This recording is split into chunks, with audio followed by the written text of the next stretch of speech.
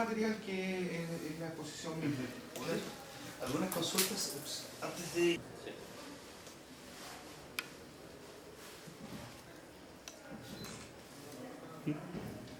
De la mezquita. Mezquita el Mártir. El mártir. Sí. Eso es bien. También antes fui seminarista en Chile Locura. Ah, Ahora estudio algo muy opuesto o sea, no opuesto. Me gustaría preguntarle sobre qué es Dios, quién es Dios desde el punto de vista del Islam. Hacer algunas conexiones con lo que una religión en sí posee, que lo que busca, que es un poco respuestas hacia el existencialismo, también el tema de la moral y el tema espiritual. En función de eso, ¿cierto? Ligarlo también con el tema del laicismo, como nuestra sociedad hoy día se ha separado del concepto de Dios, como dice Nietzsche, por ejemplo, Dios ha muerto. Dios ha muerto y el hombre así que lo ha matado. Por ahí yo creo que, pero más que nada una conversación. ¿Está bien? Bueno, sí. Sí, un poco eso, la idea, bueno, debatir un poco en pro del conocimiento. Seguro, seguro. Todo lo que sea para avanzar es bueno.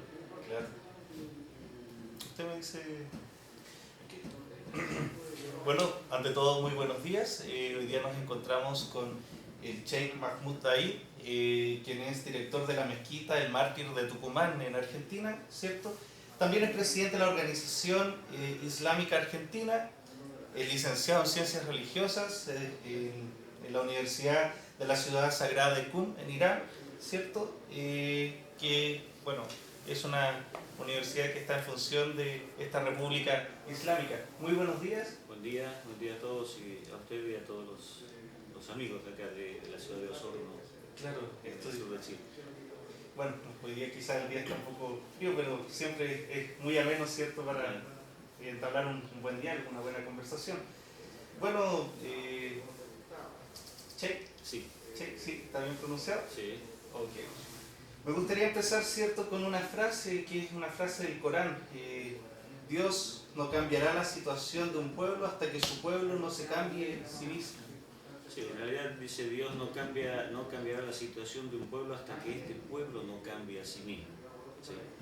Eso tiene muchas interpretaciones. Si nosotros vemos desde el punto de vista religioso, desde el punto de vista social, desde el punto de vista moral, desde el punto de vista político, porque el Islam no es solamente una religión, sino es un modo de vida, ¿sí?, donde todos los aspectos de la vida del ser humano están contemplados y forman parte de ese cuerpo del Islam. El aspecto social, el aspecto político, económico, el aspecto moral, el aspecto militar también, que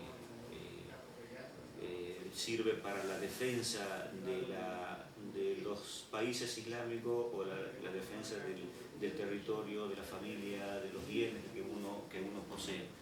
Ese es el Islam. Por eso nosotros decimos que es un modo de vida, no una religión, porque si decimos que es una religión sería limitarlo mucho al aspecto devocional, ¿sí?, a las prácticas del Islam.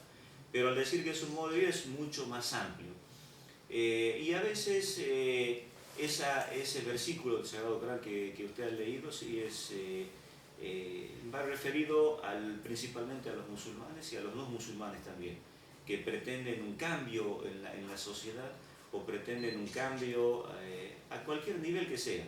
Si ese cambio no se produce primero en la persona, en el corazón de la persona y se ve reflejado en sus acciones, ese cambio no se va a dar a nivel social, ¿sí?, a nivel general o a un nivel mucho más amplio. Primero, para que cambie la sociedad, primero tengo que cambiar yo como persona. Y ese cambio de la persona va a llevar a un cambio en toda la sociedad. Por eso es que la interpretación es esa de ese versículo del Sagrado Corán. ¿Y cómo ve usted el cambio de las personas? No sé, hoy en día, ¿cierto?, estamos en una sociedad bastante secularizada, una sociedad que hoy en día, ¿cierto?, no sé si para bien o para mal, si sea fruto de la evolución del hombre, qué sé yo, cada día se aleja más del concepto de Dios, se aleja de lo que es una religión, quizás de la filosofía, buscando otras filosofías alternativas que surgen en todas las partes del mundo. Yo creo que es una situación normal en esta época, la falta de creencia o el vaciamiento ideológico, en todo sentido de la palabra ideológico, que han hecho de la gente. Yo creo que esto es todo promovido, ¿sí? Porque una persona, llamémosle musulmán o judío o cristiano, que actúa de acuerdo a los principios de su religión o de su modo de vida, va a ser una persona correcta, una persona recta, que va a tener una buena moral, ¿sí? Va a ser una persona productiva para su familia, para su sociedad. En cambio, una persona, podríamos decir, no laica, pero que no practica ningún modo de vida, que no tiene una filosofía de vida, está expuesta a cualquier cosa, ¿sí? Es manejada, como siempre conversamos con mis amigos, como un rebaño, ¿sí? Como un rebaño de animalitos. Cuando quieren ir para un lugar, los llevan para ese lugar, quieren llevarlos para otro lugar. En cambio, una persona que tiene principios de vida, que lo que da principios de vida son las religiones, son los modos de vida que uno pueda seguir, no es así. Ahí volvemos al versículo ese de Dios no cambia la situación de un pueblo hasta que este pueblo no cambia a sí mismo. Por eso yo estoy seguro que es un mal de esta época, promovido por supuesto por quizás la superpotencia o poderes que existen y que buscan que la gente se aleje de lo sagrado para ser manipulada con más facilidad. Sí. Hay una pregunta que quizás al hombre desde el comienzo de sus dudas existencialistas ha surgido en las mentalidades. En la antigüedad, ¿cierto? Y quizás antes de la antigüedad, el hombre prehistórico veía en el mito la respuesta de las incertidumbres que iban surgiendo con la llegada, ¿cierto?, del racionamiento. En la Grecia antigua esto se trató de pasar al mitos, al logos, que es el cambio, ¿cierto?, de creer en lo mitológico a lo racional, buscando respuestas racionales tal vez, que fue una de las cosas que hicieron que se condene a Sócrates en su momento, que fue el haber pensado que ya no corresponde a los dioses las distintas cosas que pasaban en el mundo, sino que está en función a la causa, al efecto, quizás algo más racional. Pero ante todo esto surge la gran pregunta: ¿qué es Dios? ¿Quién es Dios? Bueno, nosotros podemos decir, pasa que definirlo a Dios yo creo que no está a la altura del ser humano, ¿sí? Nosotros tenemos que comprender que somos, cuando comprendamos que somos criaturas de Dios, limitado en todos los aspectos, tanto en el aspecto físico, mental, en el aspecto intelectual también. Cuando el hombre no pone esos límites, pasa lo que usted me ha dicho que ha pasado a través de toda la historia, que el hombre busca ser el centro de todo y ser superior a todo, y se produce un desbarajuste que termina con un ser humano opresor que oprime a los demás porque no ve límites. En cambio, cuando uno piensa en la existencia de un ser superior, ¿sí?, que me ha creado, me ha dado la vida y que me la puede quitar en cualquier momento, ¿sí?, el hombre, el ser humano, ve esos límites y actúa de otra forma, ¿sí?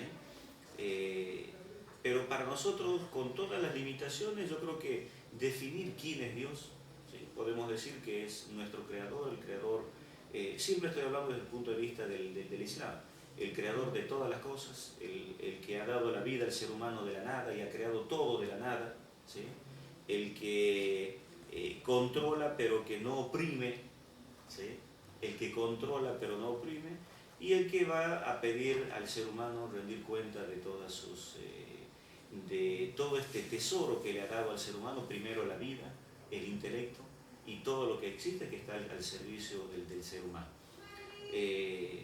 Yo creo que de esa forma se lo podría definir a Dios, ¿sí? ¿Quién es Dios? Después otras definiciones, ¿cómo es Dios? Bueno, eso ya no está a la altura del ser humano. A nosotros en el Islam nos enseñan que no tenemos que pensar en cómo es Dios, sino ver la creación de Dios. Porque no le cabe al ser humano pensar en Dios, nunca va a llegar a poder, poder definir lo que es Dios, sino ver la creación de Dios. Cuando uno ve la creación, ahora acá vemos una montaña, decimos qué hermosa montaña, qué majestuosa montaña, pero esa montaña no se ha hecho sola, ¿sí? Cuando vemos el mar, decimos qué hermoso el mar, cuando vemos el desierto, la nieve, los ríos o algún paisaje bonito. Inclusive el ser humano, si se ve a sí mismo, ¿sí?, va a conocer a Dios, va a conocer la grandeza de la creación de Dios, y al conocer la grandeza de la creación, llega a conocer a su Dios. En función de lo que comentamos de esta sociedad más bien laica, hay un pensador conocido que se dice que dentro de la filosofía moderna, ¿cierto?, ha hecho grandes cambios. De hecho, algunos hablan de antes de Nietzsche, después de Nietzsche. Nietzsche dice: Dios ha muerto a causa de su compasión por los hombres. Ha muerto Dios. Y eso también está en función de que, según él, a medida que el hombre vaya siendo más racional, también es capaz de crear otros mundos y llegar a una altura igual que Dios. Por lo tanto, Dios quedaría vacío. Sí, bueno, volvemos a lo que yo he dicho anteriormente. El ser humano, al no reconocer el poderío de Dios, al no reconocerse como una criatura de Dios, no ve límite en sus acciones o en su pensamiento. Lamentablemente Nietzsche ha muerto, habría que preguntarle a qué Dios, ¿sí?, a qué Dios ha matado el ser humano. Hay que ver cuáles son las interpretaciones de lo que ha dicho Nietzsche. Nosotros creemos que el ser humano no está capacitado como para matar a Dios. El ser humano, cuando busca o cree o quiere sacar a Dios de su vida, el ser humano desaparece como persona. Lo único que va a llevar al ser humano a ser un ser humano, a perfeccionarse como ser humano, que ese es uno de los propósitos que nosotros estamos en este mundo, a llegar a ocupar el lugar de ser humano, ¿sí?, erradicar toda esa parte animal, esa parte salvaje que existe en nosotros mismos, es a través de seguir las vías que Dios ha indicado para nosotros. Si no tenemos una conducta, si no tenemos un objetivo y no tenemos alguien que nos controle, ¿cómo vamos a llegar? Es como un auto, ¿sí? Si yo le enciendo el motor del auto y quiero que funcione por sí solo, va a chocar, se va a salir de la ruta. En cambio, con una persona, un buen conductor, el auto va a ir, y que cumpla con las reglas de tránsito, va a ir por el camino hasta llegar a su objetivo. Si nosotros queremos eliminar a Dios de nuestras vidas, bueno, va a pasar lo que está pasando en el mundo, que estamos viendo toda la degradación moral que existe, padres que violan a sus hijos, hijos que matan a su padre, y estoy siendo leve en los ejemplos, ¿sí? Vemos cómo países, superpotencias, invaden otros países, masacran a la gente sin ningún tipo de sentimiento hacia otro ser humano. No estamos hablando de animales o no estamos hablando de extraterrestres, estamos hablando de seres humanos que son exactamente iguales a ellos. Eso porque el ser humano no ve límite al no reconocer el poderío y la existencia de Dios. Yo creo que Nietzsche ha vivido en otra época, quizás en esa época también ya comenzaba toda esta situación, y eso lo ha llevado a decir: el ser humano ha matado al hombre, ¿sí? Aquí ha erradicado, el ser humano ha matado a Dios, ha erradicado a Dios de su vida. Quizás se haya referido a eso. Habría que preguntarle a Nietzsche, espero que en algún momento lo veamos y le preguntemos. Bueno, y aquí le hago la siguiente pregunta a raíz de lo que usted está conversando. Como le conversaba antes, ¿cierto? Yo también estuve una experiencia religiosa antes, tuve una formación sacerdotal. Y bueno, no continué y ahora estoy acá en Historia, felizmente. Pero recuerdo una vez un diálogo con una monja de claustro y le pregunté porque estaba bastante preocupado por una situación en particular sobre una amiga que había perdido la fe. Y ella me dijo que muchas veces la gente que no cree en Dios o en una deidad caminan de espaldas hacia Él. Caminan de espaldas porque también están llamados de alguna u otra forma, por medio de la gracia, desde el punto de vista cristiano, ¿cierto?, a ser una persona buena, benevolente, y bueno, y eso me gustaría, no basta con ser bueno en esta tierra. No, yo creo que uno de los adjetivos que tiene que tener el ser humano es ser bueno.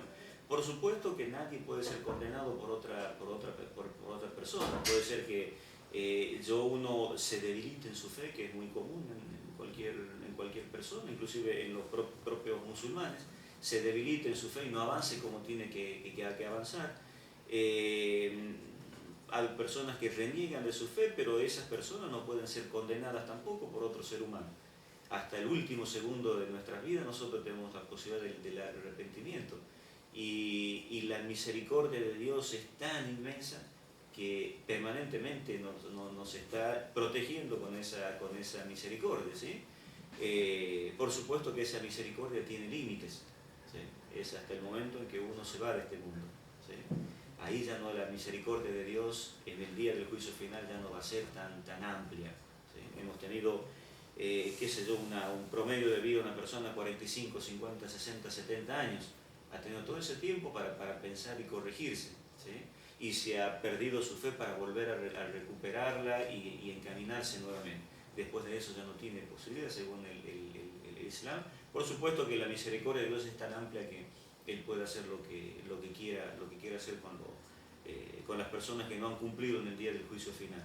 Pero la misericordia de Dios está permanentemente con nosotros, seamos creyentes o no seamos creyentes.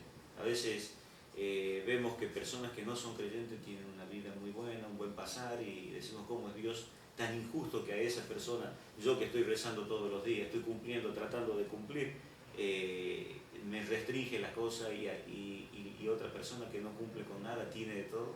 Bueno, yo creo que es una prueba tanto para esa persona como para mí, ¿sí? A ver qué caminos tomamos, cómo nos fortalecemos desde el punto de vista de la fe. Y sí, yo no creo que las personas caminen para atrás. Yo creo que a veces hay un velo que se pone entre nosotros y Dios, y el ser humano tiene que ser lo suficientemente fuerte como para quitar ese velo de su rostro. A veces no es que yo me lo ponga, sino que me lo imponen a ese velo, ¿sí? A través de ideologías falsas, de sistemas falsos o de cuestiones que llevan al ser humano a que se produzca, que se aparezca ese velo entre él y Dios. Che, ¿qué entiende usted por fe? Fe conceptualmente es creer simplemente. Se dice que el agnóstico cree en lo que le puede dar la ciencia, el ateo cree en la nada, el cristiano cree en el Dios desde una perspectiva cristiana, usted cree en Dios desde una perspectiva islámica, pero ante todo, ¿qué es fe? ¿Qué engloba fe? Yo creo que fe, todo el conjunto de las creencias y de la práctica que pueda tener una persona, se le puede llamar la fe, ¿sí? Por supuesto hay creencias que son correctas, otras creencias que son incorrectas, ¿sí? O prácticas que son correctas o son incorrectas desde el punto de vista islámico, desde el punto de vista cristiano, desde el punto de vista del judaísmo. Pero yo creo que la fe es bastante amplia, no creo que se pueda definir lo que es la fe. Yo creo que eso forma parte de cada uno, de cada persona, ¿sí? Quizás un musulmán diga así, bueno, para mí la fe es la creencia en los principios del Islam, en la práctica del Islam, en la existencia de Dios, de los profetas, de todo lo que nos indica el modo de vida islámico. Pero yo creo que definirle esa palabra no es fácil. Claro. Usted mencionaba al comienzo de la entrevista, ¿cierto?, que el Islam más que una religión es un modo de vida. Y hoy día, ¿cierto?, y desde el punto de vista más bien humanista, se habla que, aunque querámoslo o no, el Islam también es una religión, ¿cierto? Y la religión concierne aspectos tales como morales, espirituales, ¿cierto? Y también metafísico, existencialista. Dentro de lo moral, hoy en día, ¿cierto? Y todos sabemos que todo país como Irán no se rigen por un código civil, más bien se rigen por un código, si no me equivoco, que es por la Sharia. Sí. En realidad es el derecho canónico. Irán se rige por el derecho canónico, no por el derecho positivo, ¿sí? No por el derecho creado por el hombre. sino se rige por primero por el Sagrado Corán y por los mandatos del Islam, que englobado sería la Sharia, ¿sí? la jurisprudencia islámica. Por eso es una república islámica de Irán. ¿Sí? Y el musulmán en realidad tiene que regirse en el lugar en que esté, tiene que regirse por la Sharia. Por supuesto, respetando las leyes de los países donde uno vive. A mí como musulmán, yo tengo que regirme de acuerdo a las leyes de mi país, ¿sí? Tratar de vivir como musulmán, pero me rijo por las leyes de mi país. O sea, si una persona me roba, yo no voy a ir a exigir que se le corte la mano o que se lo ejecute por algún motivo, ¿sí? En un país islámico sí se aplican ese tipo de leyes, pero en nuestros países yo tengo que regirme por las leyes de mi país. En cuanto a la práctica, sí, yo soy musulmán, practico el Islam y sigo las enseñanzas y sigo la jurisprudencia islámica en cuanto a la práctica. Pero en cuanto a las leyes, ya me rijo por las leyes de los países donde los musulmanes vivan. Ahora bien, usted dice algo que me llama la atención, país islámico, ¿cierto? Nosotros no sé qué tanto de mito, ¿verdad?, puede haber con respecto a las leyes. Por ejemplo, si alguien usted dijo, le roba a alguien, le corta la mano, qué sé yo. Y tomando en cuenta tal vez la misericordia de Dios, porque ante todo Dios es misericordioso, es perfecto, y nosotros nuestra imperfección tal vez, no sé, a mi criterio, ¿cierto?, no estamos facultados incluso para hacer algo que yo creo que solamente le concierne a Él. ¿Cómo ve esto? ¿Quizás es algo inhumano o algo? Mire, las leyes en el Islam han sido puestas por un motivo, ¿sí? con un objetivo. Si nosotros tenemos ese pensamiento de que Dios es misericordioso, que bueno, la gente, el que mata a otro, el que viola a una criatura, no hay que tenerle paciencia, que va a pasar lo que pasa en nuestros países, que las cárceles ya no dan abasto, están llenas, ya están, y esas personas salen y vuelven a delinquir, vuelven a robar, vuelven a violar. Por supuesto que las leyes del Islam no es que una persona va y roba y se le corta inmediatamente la mano. No, va a un juicio, va a los jueces islámicos, ellos analizan cuáles son los motivos, si ha sido reincidente en esas acciones. Hay delitos en que el juez da sentencia de ejecución inmediata, en caso de narcotráfico, de violación, ¿sí? El juez puede dar sentencia inmediata después de comprobarse que esa persona ha sido la que ha cometido ese ilícito. Pero en cuanto a la ejecución, por ejemplo, la amputación de mano, no, es una cuestión que tiene que pasar mucho tiempo y no es tan así que directamente. Por supuesto que la jurisprudencia islámica, la interpretación de la jurisprudencia islámica varía en los distintos países de acuerdo a la escuela que sigue la escuela islámica que sigue cada país. Hay algunos países en que son pero muy extremistas, ¿sí? En cuanto a la aplicación de esas leyes, el caso de Arabia Saudita. En la República Islámica de Irán son muy pocos los casos que se dan de ejecución, muy pocos, y son analizados por la Corte Suprema de Justicia, que son la mayoría religiosos de muy alto nivel, porque se supone que un religioso es un poco más piadoso que una persona común. Claro. Y no va a dar una sentencia, aparte conoce la jurisprudencia y no va a dar una sentencia que pueda quitarle la vida a una persona sin analizarlo desde todos los puntos de vista. Pero en otros países no es así, ¿sí? De todas formas, hay siempre una aclaración que yo hago, es que una cosa es lo que dice el Islam y otra cosa es lo que hacen los musulmanes, ¿sí? Claro. Yo no puedo poner la mano en el fuego por cualquier musulmán, ¿sí? Yo tengo que reconocer que hay musulmanes que no practican o no ponen en práctica el Islam como corresponde. Yo creo que pasa en todo credo religioso. Por ejemplo, yo he leído el Corán y lo encuentro un libro bastante hermoso. Sin embargo, a veces yo un día pensaba el rol que pueden jugar a veces las personas con mentalidad fundamentalista, porque todo credo necesita un poco de racionalidad. Seguro. ¿Y qué pasa? Que yo creo que tal vez el gran error está cuando las personas interpretan las cosas no tomando en cuenta que a veces un texto es más amplio, sino que se basan en uno o dos párrafos. Bueno, ahí volvemos a lo que yo decía anteriormente, que el Islam es un modo de vida, ¿sí? Donde todos los aspectos de la vida del ser humano están contemplados. Si yo quiero tomar uno solo de esos aspectos y ponerlo que funcione en forma independiente, el Islam se corrompe. O los musulmanes que quieren hacer eso se corrompen. Ese aspecto sirve siempre y cuando forme parte del cuerpo del Islam. Pero si yo lo quiero tomar para que funcione por sí mismo, se corrompe, no sirve. Es como si a un cuerpo yo le cortase un brazo y quisiera que el brazo funcione por sí mismo. ¿Sí? Sí. No va a funcionar, se va a echar a perder, se pudre ese brazo, se corrompe. Y eso es lo que pasa con algunos sectores del Islam que, bueno, se le puede llamar fundamentalistas. Sí. El Islam, cierto, ha tomado un papel bastante importante dentro de los credos. De hecho, con el cristianismo y el judaísmo son como las tres religiones más amplias. ¿Cómo ve hoy en día la expansión del Islam y usted cree, o tal vez desde su perspectiva, cómo ve también en América, por ejemplo? El Islam, según lo que decimos los musulmanes y según la historia, es la última revelación de Dios a la humanidad, ¿sí? Que ha comenzado con el judaísmo, con el cristianismo y el Islam. En el Islam aceptamos a todos los profetas a todos los profetas y enviados de Dios, sin distinción de ninguno de ellos, y a todos ellos, ¿sí? No hacemos distinción, y todos los profetas que están en el Antiguo y el Nuevo Testamento están aceptados en el Islam. Y justamente decimos que es el último modo de vida revelado por Dios, el último mensaje de Dios a la humanidad, y el que va a permanecer hasta el final de los tiempos, ¿sí?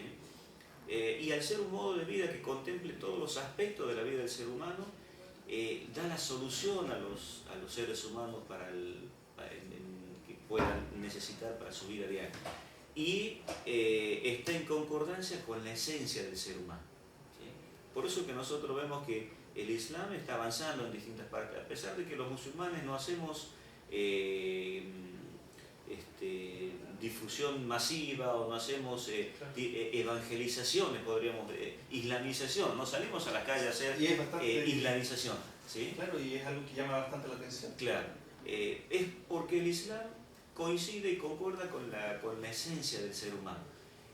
Muchos ven en el Islam una salida para todos sus problemas espirituales, sociales, políticos.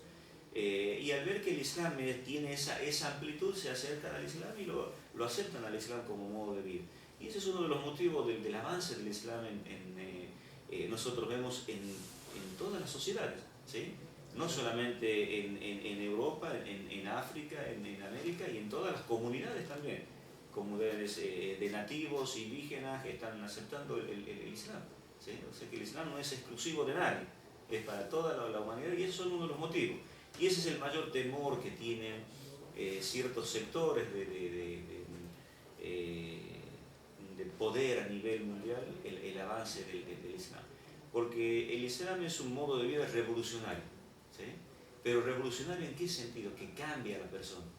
Como decía el versículo ese, cambia el interior de la persona, lo revoluciona, lo lleva con otra visión, hacia otra aceptación de las cosas. Y el Islam, nosotros decimos que el único poder que el ser humano tiene que humillarse y someterse es al poder de Dios, ¿sí? No al poder de un político, social, militar, no. El ser humano tiene que someterse solamente al poder de Dios, y eso le da independencia al musulmán, ¿sí? Y al dar independencia al poder hegemónico mundial, no le conviene esa independencia, ¿sí? Esa libertad que busca, porque yo al adorar a Dios soy libre, ¿sí? Claro. ¿Sí? Soy libre, tengo la libertad que el ser humano tiene que tener, ¿sí? De no someterme, no estar bajo el yugo o la opresión de otro ser humano, ¿sí? Estoy libre de eso. Y esa libertad no le conviene a ciertos poderes a nivel mundial, y ahí viene toda la propaganda y el temor infundado del avance del Islam, ¿sí? Usted ve a los musulmanes en Europa, no están buscando, en Francia no están buscando establecer una república islámica francesa, ¿sí? Quieren vivir como franceses. En Inglaterra quieren vivir como ingleses. En Argentina los musulmanes vivimos como musulmanes argentinos. Nos adaptamos a la ley de nuestro país y no tenemos la menor intención de crear una república islámica o de establecer un gobierno islámico, ¿sí?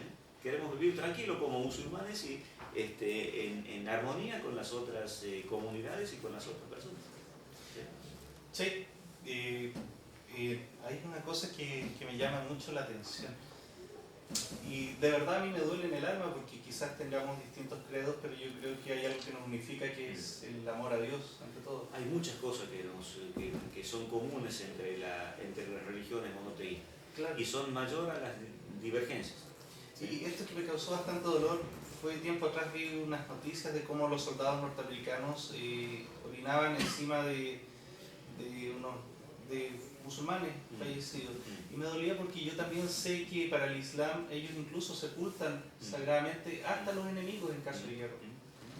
Hoy en día, ¿cómo ve usted la figura de Estados Unidos que en pro de la paz, ¿cierto?, invade distintos países, y en pro de la paz hoy día en Chile están formando una base militar para después ir a misiones de paz a Haití?